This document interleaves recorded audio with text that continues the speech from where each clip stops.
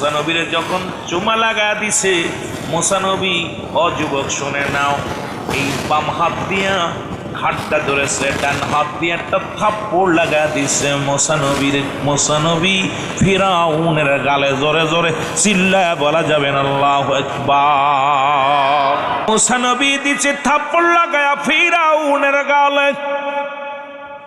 ফিরাউনকে হামান রে আয় আয়, শত্রু আমার ঘরের মধ্যে রে, শত্রু আমার ঘরের মধ্যে। স্বামী রে, আপনি কি পাগলামি করেন? এত পাগলামি করেন কেন? কারণ এত বালক, ছোট্ট বালক বুঝতে পারে নাই আপনার গালে থাপ্পড় লাগাইছে। ওরে কেউ বলে দাড়ি ধরে থাপ্পড় লাগাইছে, কেউ কয়েক কান ধরে থাপ্পড় লাগাইছে, কেউ কয়েক হাড়ের মধ্যে ধরছে, আবার কেউ কয়েক হাত ধরে আর হাত দিয়ে থাপ্পড় লাগাইছে। ও মুসলমান, ফিরাউন কাসিয়া রে, ওই যে যদি না বুঝবেন তাকায় দেখো, 5টা আঙ্গুলের থাপ আমার লাইগা গেছে। আসিয়া কয় স্বামী আপনি না খোদা, আপনারা যদি মানুষ যদি জানে ছোট্ট বালকে পিটাইছে, আপনার খোদাগিরি চলে যাবে রে। আপনি হলেন খোদা, কেমন খোদা? এই বালককে আপনারা পিটাইছে, এই কথা যদি মানুষ জানতে পারে আপনার ইজ্জত চলে যাবে। ফিরাউন কয় না রে বিবি না, থাপ্পড়টা তো খুব জোরে লাগাইছে। এরে আমার দেখো কাই মুখের মধ্যে 5টা আঙ্গুলের দাগ বয়া গেছে। এরে আসিয়া বলে, আসিয়া অনুনয় বিনয় করলেন। ফিরাউন কোনো কিছুই শোনে না। কয় হামান রে তাড়াতাড়ি আন, তরবারি আন, এই বালকই বড় হইয়া নবী মুসা হবে রে। আমার শত্রু ঘরের মধ্যে এর সিধ বিদায় করে দিতে হবে। জোরে জোরে চিল্লা বলা যাবে না আল্লাহু আকবার। বন্ধুগণ আমার,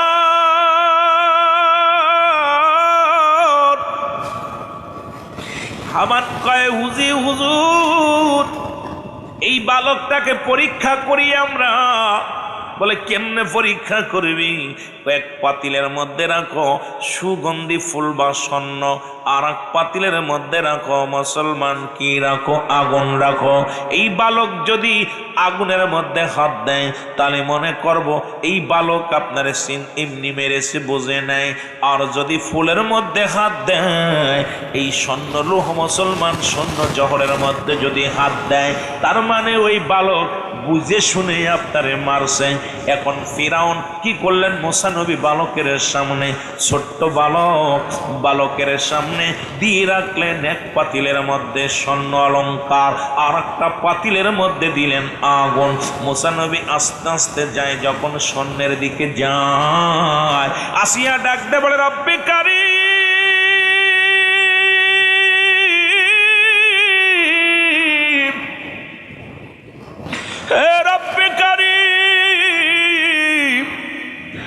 আমার অনেকগুলো সন্তানকে ফিরাউন দুনিয়া থেকে বিদায় করে দিছে রে।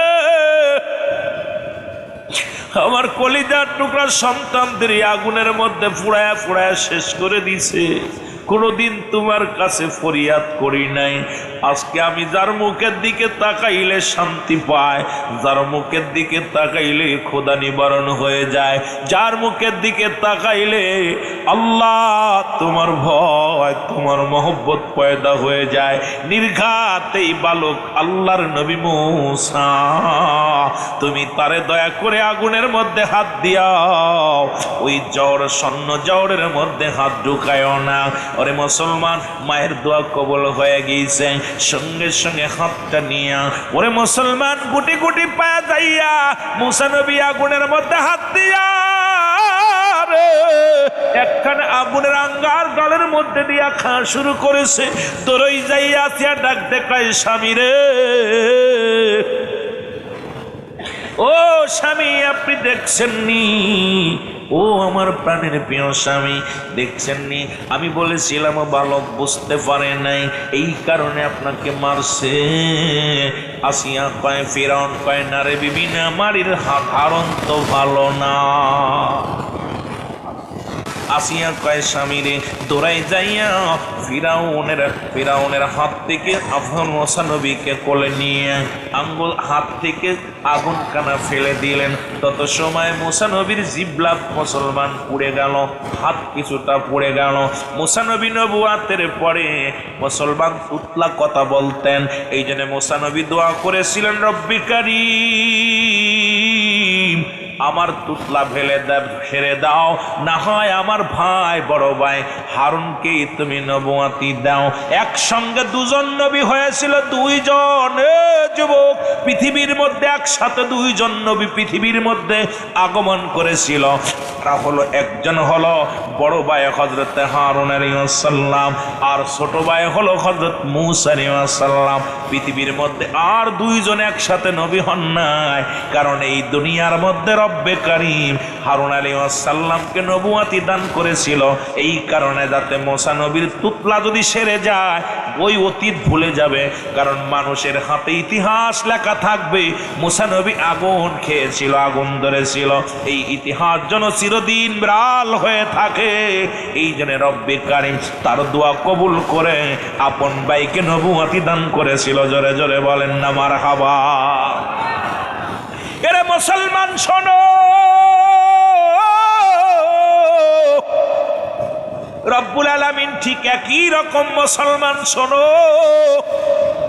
360 জন আউলিয়া নিয়ে শাহজালাল ইয়ামানি যখন আসলো, কোথায়? সিলেটের জমিনে। গোবিন্দ ঘোষণা করে দিল, এই জমিনের মধ্যে কোনো দাড়িওয়ালা টুপিওয়ালা ঢুকতে পারবে না। এর মুসলমান নৌপথ বন্ধ, বিমান পথ বন্ধ, সব জাহাজ বন্ধ করে দিলেন।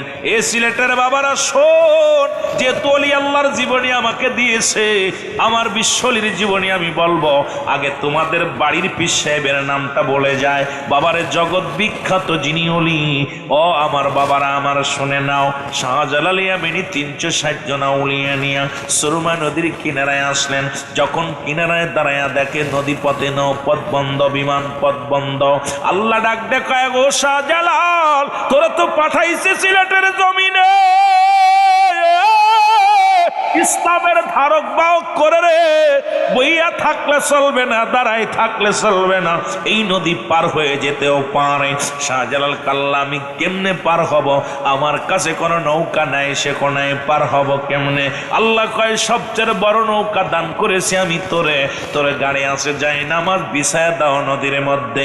ওরে মুসলমান, সুরমা নদীর কিনারায় যাইয়া যখন ফেলে দিছেন নদীর মধ্যে যাই নামাজটা, একজন নয় দুজন নয় 360 জন আউলিয়া পার হয়েছিল যাই নামাজে ভর করে। জোরে জোরে চিল্লায় বলা যাবে না মারহাবা।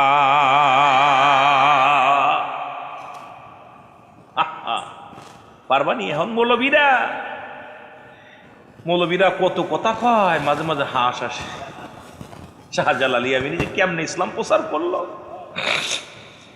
এই যে গরুর গোস্তে বিরিয়ানি রানছে, এর একটা হাকিকত আছে। দাঁড়াও আমার বন্ধুগণ, আমার গভীর মনোযোগ।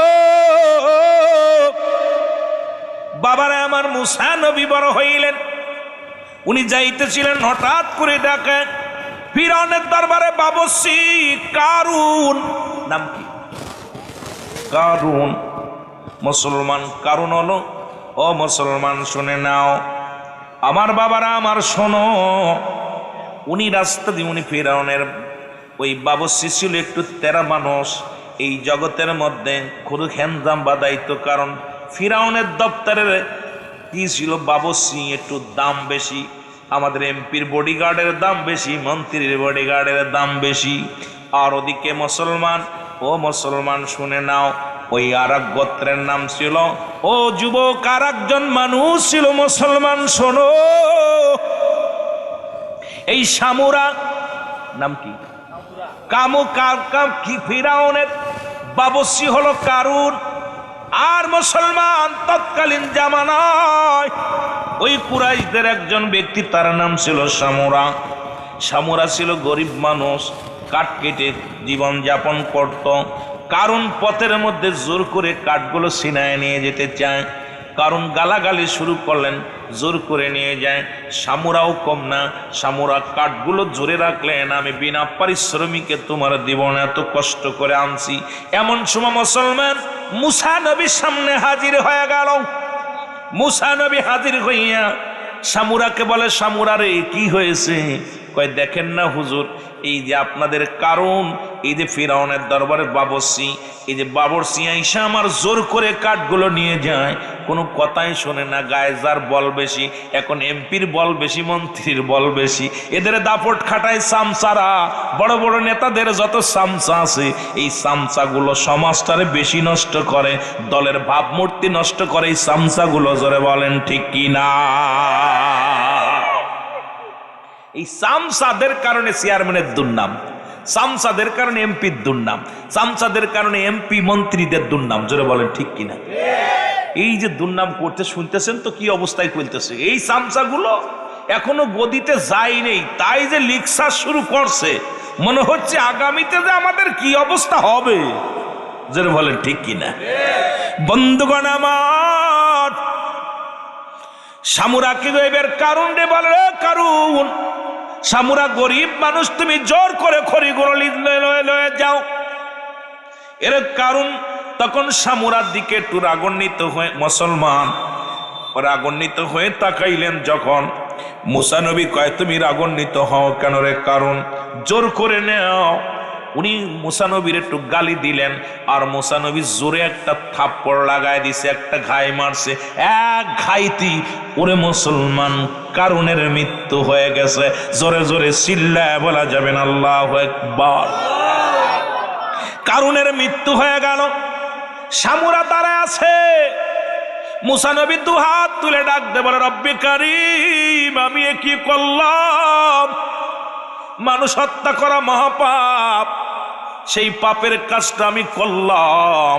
ওরে মুসা নবী কেমন করে ডাক দে বলে, আল্লাহ তোমার নবী ছিল মুসলমান শোনো, ও কোথা তোমারি ওয়াসাল্লাম, উনি দোয়া করেছিল, রব্বানা যালামনা আনফুসানা ওয়া ইল্লাম তাগফির লানা ওয়া তারহামনা লানাকুনান্না মিনাল খাসিরিন। এরে মুসলমান শুনে নাও, মুসা নবী ডাকতে বলে, রব্বে কারীম,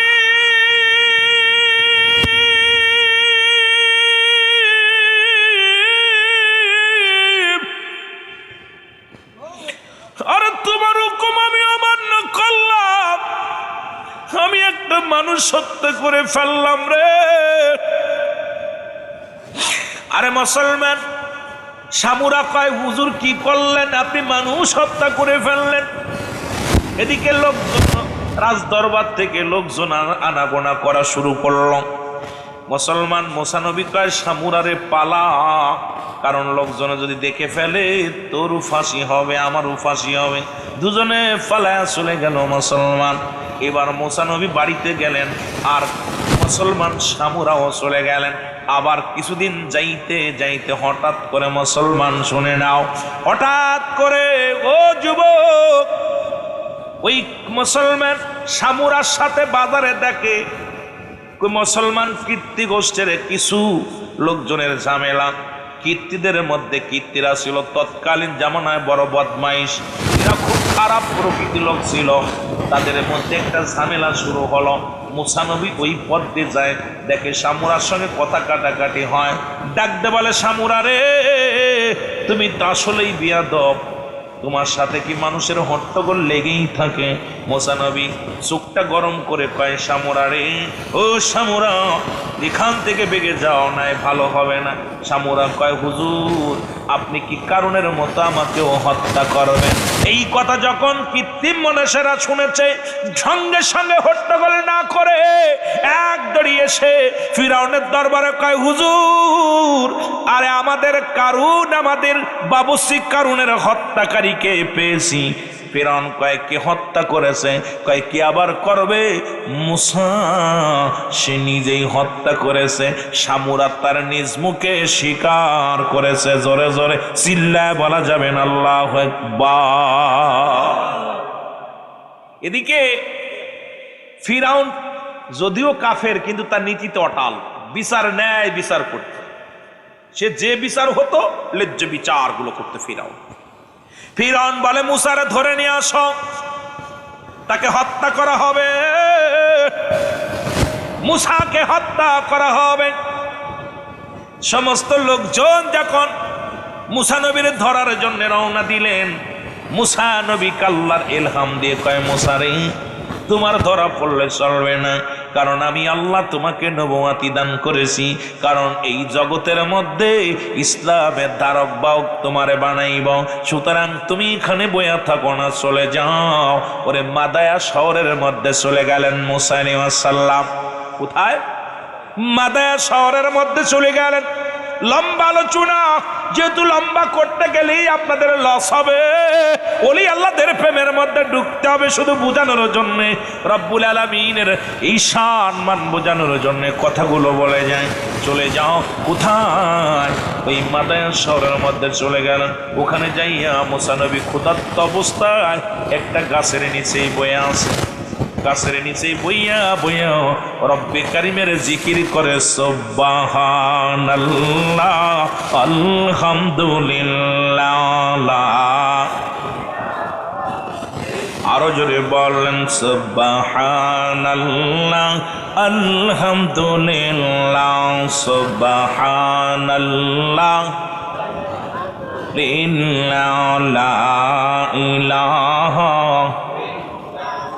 ও গো আমার দয়াল আল্লাহ, দেখতে বড় মনে আশা, দেখা দিও কঠিন দিনে, এই আশায় বান্দিলাম বাসা।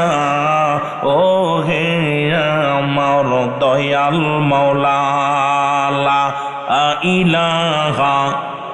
জোরে জোরে সুবহানাল্লাহ আলহামদুলিল্লাহ। আর মুসলমান শুনে নাও, কোথায় রাখলাম? শাদী মুবারক হলো, নবুয়তি পাইলো, এখানে রেখে একটু তরিকাতের দিকে যায়। আবার যদি সময় পায় আস্তে আস্তে আসবো, কারণ ইতিহাস এখন মুসা নবীর জিন্দেগি নিয়ে আলোচনা করলে এরম 2-4টে রাত কেটে যাবে, শুধু মুসা নবীর ইতিহাসগুলো বাইর হয়ে আসবে। এই ফিরাউনের মৃত্যু কিন্তু মুসা নবীর সঙ্গে মুসা আলাইহিস সালামের হাতে হয়েছিল গো। ও যুবক বন্ধুরা শোনো শোনো, আজও তার লাশখানা মিশরের জাদুঘরে রয়েছে। ও যুবক শোনো শোনো, কথাগুলো না বললে বুঝতে পারবে না। ফিরাউন তার দলবল নিয়ে মাদায়ার দুঃখে উত্রওনা হয়ে গেল মুসা নবীকে হত্যা করার জন্য। মুসা নবী আমার বাবারা, আমার বন্ধুরা, আমার নীল দরিয়ার কাছে যে দাঁড়ায় গেলেন, সঙ্গে সঙ্গে হাতের লাঠিখানা রব্বুল আলামিন তাকে মুজিজা রাখার লাঠি দান করেছিল। এই লাঠিখানা যখন পানির মধ্যে ফেলে দিছে, সঙ্গে সঙ্গে রাস্তা হয়ে গেছে।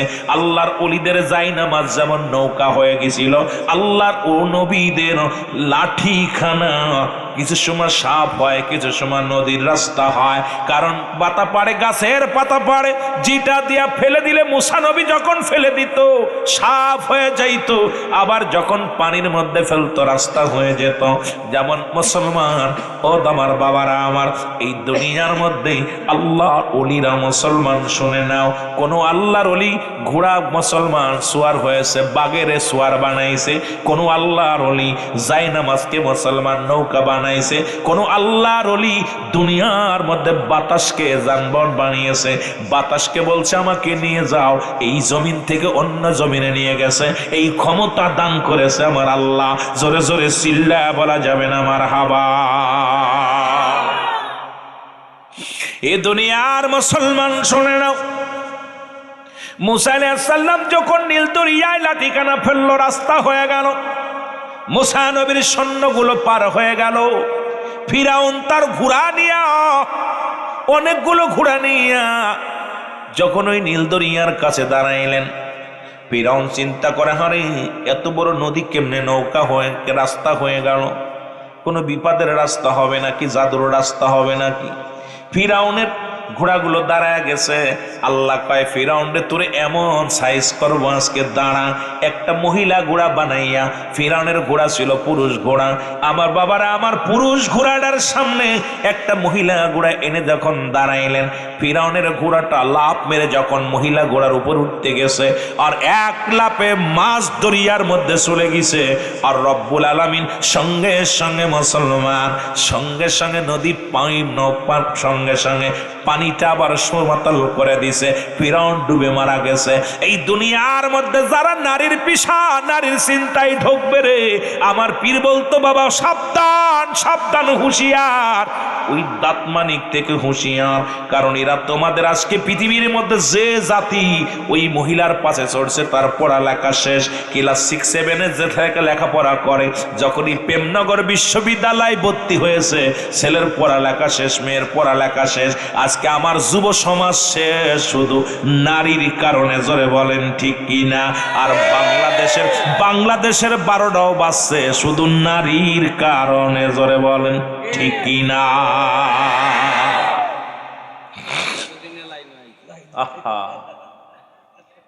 আমার হুজুর নিজে বলে ভাই কেবলা জানো বাবা ওই দাঁত মানিক থেকে হুঁশিয়ার, দাঁত মানিক থেকে হুঁশিয়ার। হুজুর বলতো বাবা তোমার দাদারে খাইছে, তোমার নানারে খাইছে, তোমারও খাইবো, তোমারও খাইব। মহিলাদের পিছে যারা দৌড়বে তাদের জীবন শেষ। এখনো সময় আছে, আয় ফিরিয়া, সময় আছে ফিরিয়া বাঁচতে চাইলে। আমার বাবারা আমার ফিরাউন জাদুঘরে আজ পর্যন্ত আছে রে, ঠিক কিনা?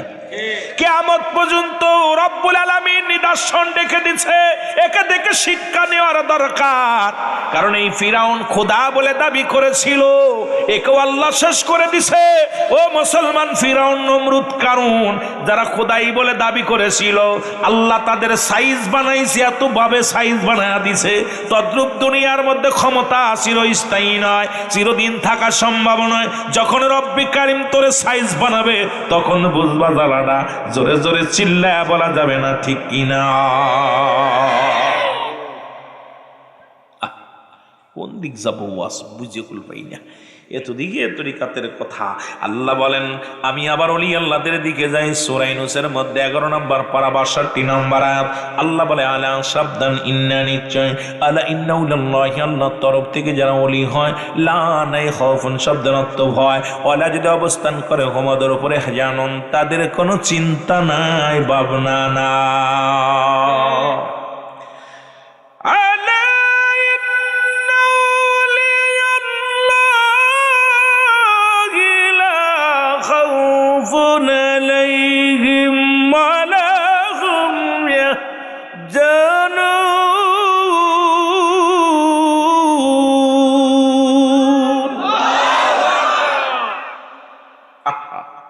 আল্লাহদের কথা আল্লাহ বলে কুরআনুল কারীমের মধ্যে সূরা ইউনূসের মধ্যে 11 নম্বর পারা 62 নম্বর আয়াত।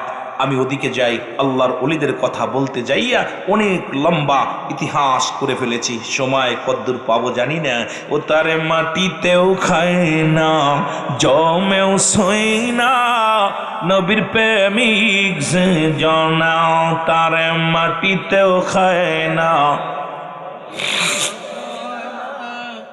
নবীর প্রেমিক যে জানা, তারে মাটিতেও খায় না, জমে।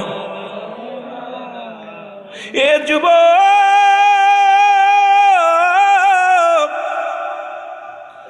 আমার পীর কেবলা জানের বাবার নাম হলো আলিমউদ্দিন খাজা মাওলানা আলিমউদ্দিন মুজাদ্দিদি সাহেব।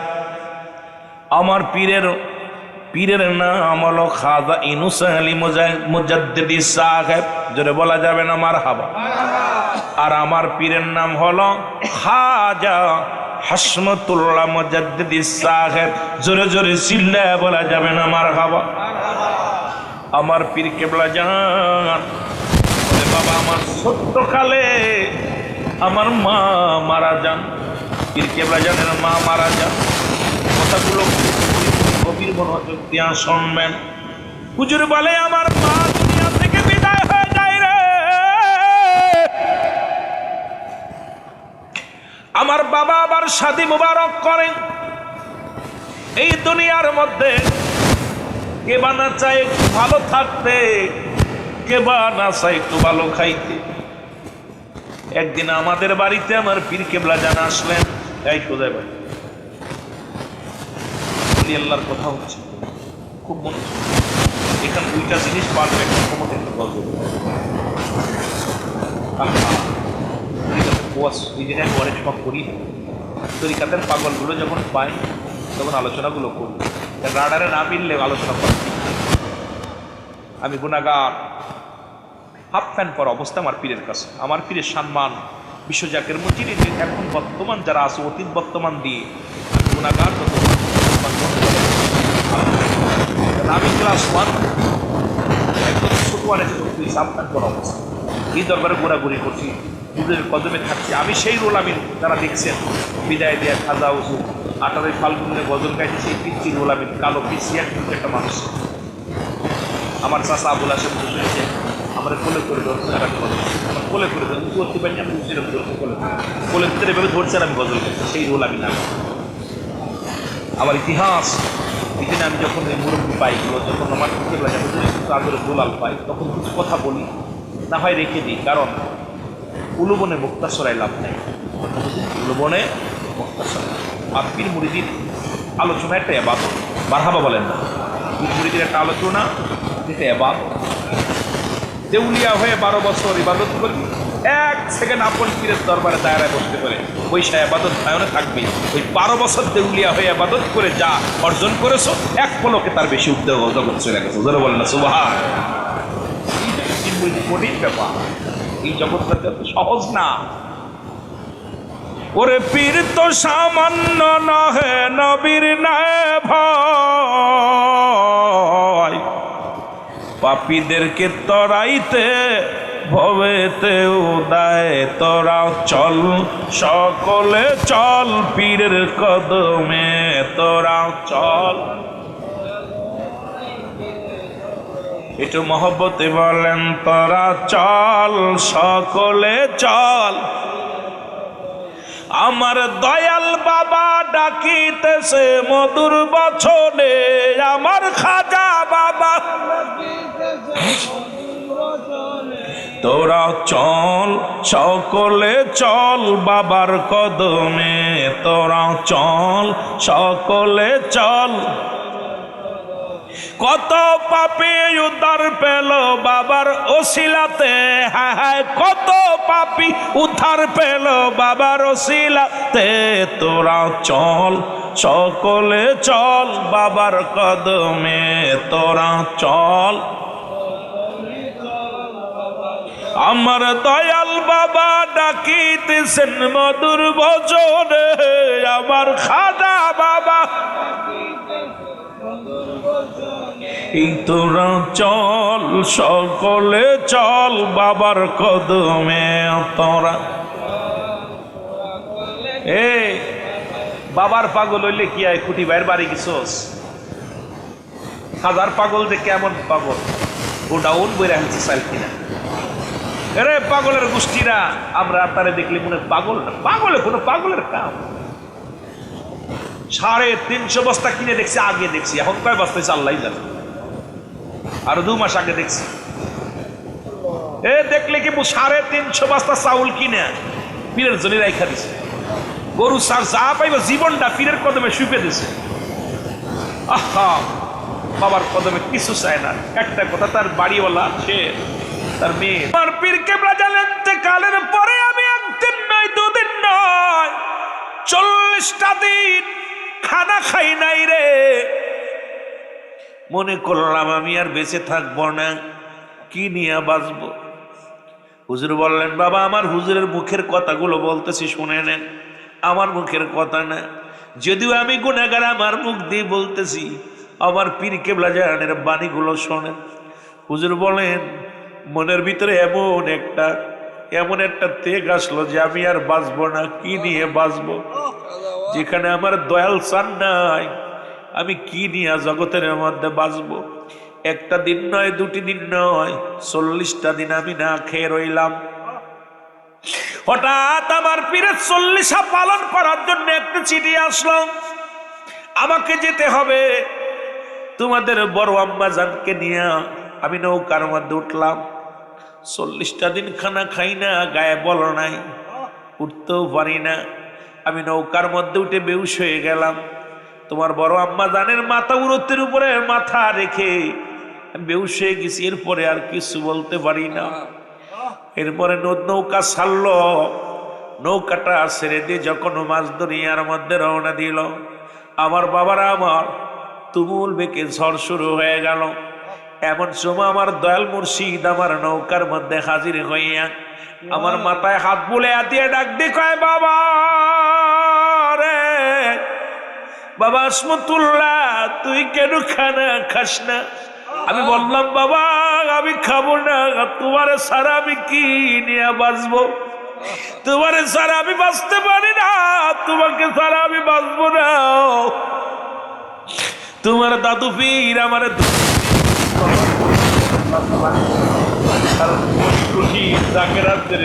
তোমার বাঁচা লাগবে। আমার হুকুম দিলেন, বাবা বড় অবস্থান হয়ে গেছো, 40টা দিন খানা খাও না, আমি তোরে হুকুম দিলাম খানা খাবি। এরপরে আমি 40 পালন করে দরবারে আসলাম। খাইতে পারি না, অল্প করে হালু আরাম দে, খানা ভাত এগুলো অল্প অল্প খাইতে না খাইতে খাইতে 40টা দিন না খেয়ে আমার গলার নলিগুলো শুকায় গেছে, পেটের নাড়িগুলো শুকায় গেছে। আমি তো খানা খাইতে পারি না। এই সুদি রান্না করে তোমার আম্মা যেন আমাকে দিতেন আর খাইতাম। আমার দয়াল বললেন, বাবা তোর নিজের যদি শেষ করে দিস, এই জাতির দেখবো কে? আমি তো তোর হাতে দিয়ে আসলাম, তোর কাছে রেখে আসলাম। আর তুই যদি নিজের শেষ করে দিস, আর তোর পরিণামটা কোথায় যাবে, কোথায় যায় না? এরপরে আমি আস্তে আস্তে সুস্থ হলাম।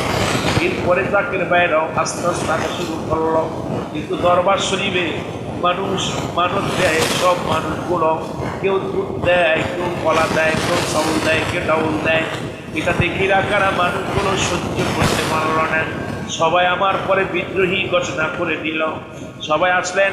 একদিন হঠাৎ করে কয়েকজন আলেম ওলামা আসলেন। আসিয়া বলে, হুজুর আপনি কোন ফতুয়ায় এগুলো খান? এই যে ধান চাল গরু ছাগল যা দেয় এগুলো কেমনে খান? হুজুর বললেন, বাবা কি বলতে চান আপনারা? বাবা আপনার সঙ্গে আমরা বসতে চাই হুজুর। আপনি যদি আমাদের ফতুয়ার যদি মাসলা যদি উত্তর দিতে পারেন, তাহলে আপনি আমাদের এই মহল্লায় থাকবেন, না হয় এখান থেকে চিরতরে বিদায় নেওয়া লাগবে। হুজুর বললেন, বাবা কবে বসবেন? বললাম, আমি আগামী শুক্রবারে। আপনারা বলেন আগামী কালকেই বসি। হুজুর বললেন, না বাবা আর 2টা দিন আমার সময় দেন, 2টা দিন পরে বসেন। এরপরে 2 দিন পরে বসলেন। মুসলমান শুনে নাও, ওই না ফরিদপুরের বড় বড় মাদ্রাসার মুয়াদ্দিস, মাদ্রাসার প্রিন্সিপাল, মাদ্রাসার মাস্টারগুলো কাফেলা করে আসলো। আট্টশির হুজুরের সঙ্গে বায়াজ হবে। বায়াজে যদি পড়া যায়, আট্টশির হুজুর এই এলাকা থেকে নাকে কণ্ঠে চলে যাবে। আর যদি আমরা পরাজয় হই, হুজুরের জন্য চিরস্থায়ী এই জমিনের মধ্যে হুজুর থাকবে। কাপ মুসলমান হাজার হাজার মানুষ আসলেন বায়াজ দেখার জন্যে। কেবলা যান হুজুর ওদিন ঢাকা থেকে কিছু জাকের বাইরা গেছে মুসলমান যান। হুজুর তাদের কাছে নালিশ নিয়ে সকালবেলা খাওয়া দাওয়া করার পরে নালিশ নিয়ে হুজুর সেরেছে। এদিকে মিটিং 10টায়, হাজার হাজার মানুষ বসে আছে। হুজুর আস্তে আস্তে করে আসলেন। আসিয়া বলে, বাবা আপনি ওই যে আইসেন, হুজুর আইসে, বায়াত শুরু হয়ে যাবে। কিতাব নিয়ে, বড় বড় কিতাব নিয়ে বসে আছে, আলেম ওলামা বসে আছে। হুজুর বললেন, আপনারা তো বায়াতের জন্য বসেছেন। বলে, জি হুজুর আপনি দেরি করে ফেলেছেন, ভয়ে বুঝে দেরি করে ফেলেছেন, আমাদের প্রশ্নের উত্তর দেওয়া লাগবে। হুজুর বলে, ঠিক আছে বাবা উত্তর হবে, তবে এখানে বিচারক থাকবে কে? একজন আমাদের বিচারকের প্রয়োজন, একজন সভাপতির প্রয়োজন। এবার উল্টা বলে, হুজুর উনি হলো অমুক মাদ্রাসার প্রিন্সিপাল, উনি হলো অমুক মাদ্রাসার মুয়াদ্দিস, উনি হলো অমুক মাদ্রাসার হেড মুয়াদ্দিস, আমরা কারে সভাপতি বানাবো? হুজুর যেহেতু আপনি একা, আপনার তরফ থেকে একজনের নাম ঘোষণা করেন, যিনি আজকের এই বায়াত অনুষ্ঠানের সভাপতিত্ব গ্রহণ করবে। হুজুর মিসকি একটা হাসি দিয়ে বললেন, বাবা আমি যার নাম ঘোষণা করবে আপনারা মেনে নেবেন? বলে, বাবা মেনে নিব। নেব না কেন, আপনি বললেই মেনে নিব।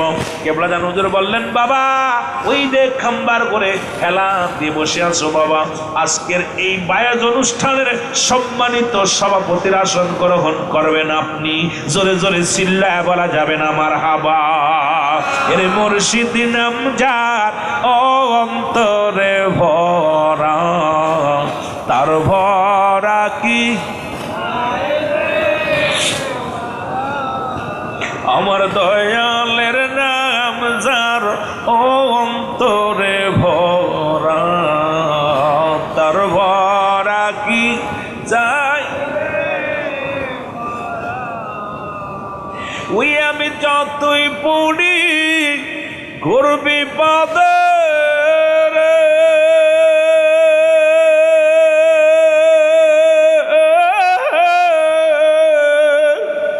আমার দয়াল মুর্শিদ সামনে খাড়া, মুর্শিদ নাম যার অন্তরে ভরা, তার ভরা কি যায় রে মারা।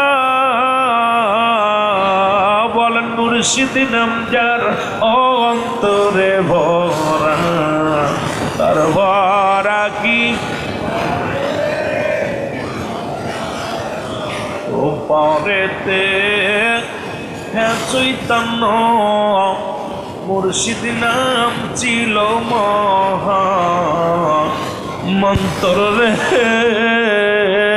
আমার পারেতে চৈতন্য মুর্শিদ নাম ছিল মহা মন্ত্র রে।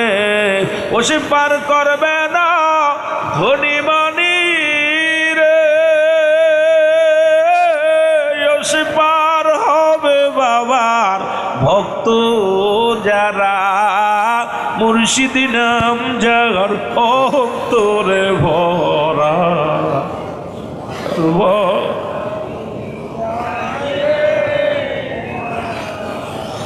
আরো জোরে বল, মুর্শিদ নাম যার অন্তরে ভরা, তার ভরা কি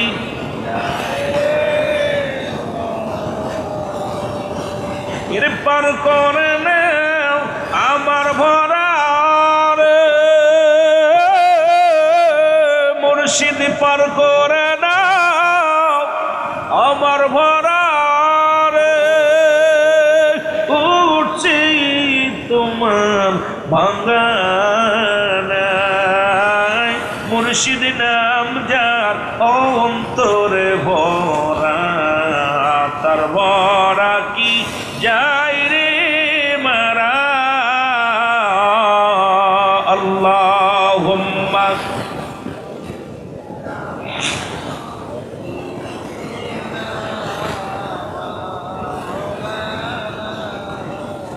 ওয়ালা আলি সাইয়্যিদিনা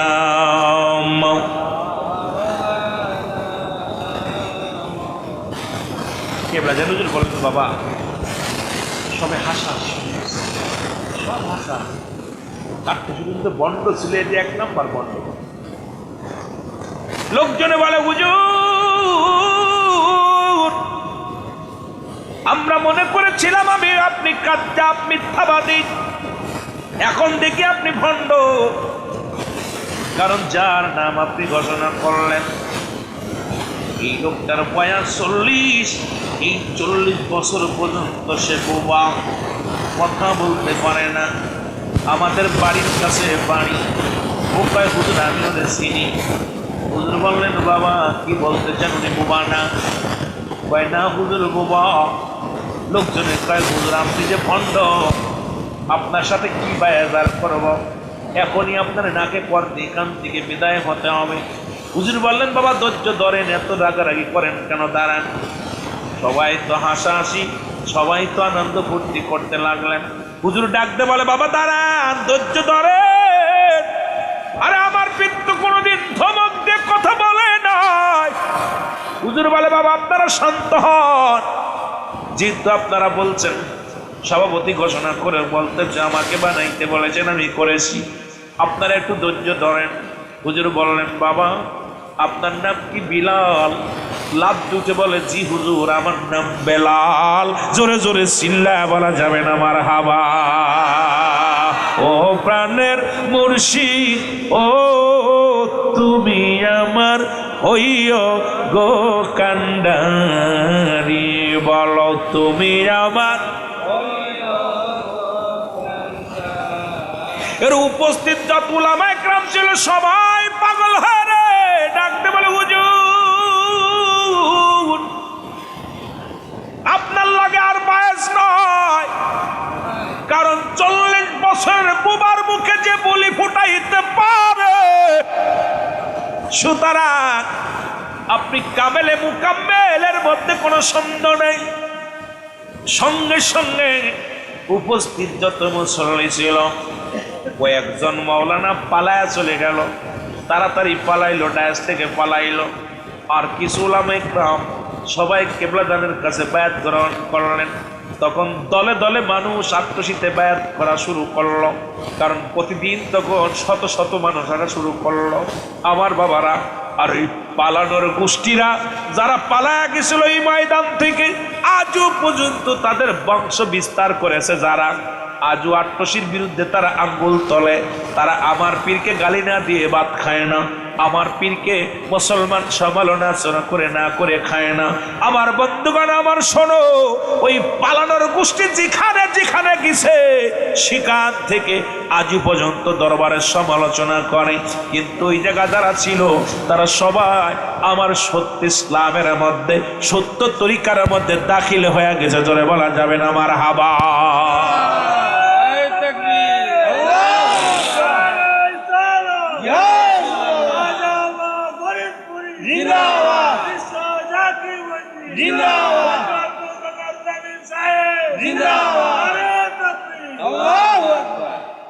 ঠিক একই অবস্থা। একটা কথা বলি, আমাদের দরবারে কাল্লু ছিল, কাল্লু দেখছেন নি? ডাল খাওয়াইতো, ডাল। তা আমাদের ওই কিছু আলেমুলামা গেছে ঢাকা থেকে যাইয়া হুজুরির কাছে গেছে কিছু জানার জন্য। 9টা প্রশ্ন করে নিয়ে গেছে। 9টা কয়টা? 9টা প্রশ্ন নিয়ে গেছে, লেখা নিয়ে গেছে। আট্টশি গেছে হুজুরের সাথে বায়াস করবে, হুজুরের সাথে প্রশ্ন উত্তর নেবে। কালু দরবারে ডাল খায়, ও দেখবেন মানসিরে জোর করে ডাল